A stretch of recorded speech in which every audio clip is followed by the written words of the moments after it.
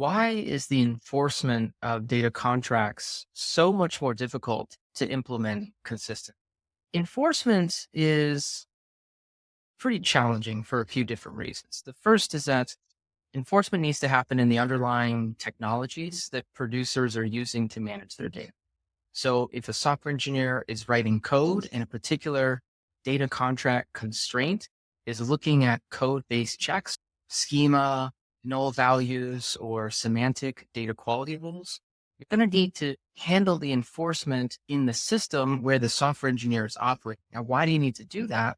It's important because you're giving information to the engineer at the moment they make the change so that we can have truly preventative data contract enforcement, right? You don't want to tell the engineer way after the change has already materialized and send them on a wild goose chase of investigation. Now, integrating with code bases is already hard enough because you need to do code scanning. You need to understand when code changes and whether or not it violates a contract, but that's only one place that you might want to enforce a data contract. You can also enforce data contracts at runtime or in transit as data moves in between systems. You could enforce it on the materialized data itself and in different places in that data supply chain. So in file storage or in the table.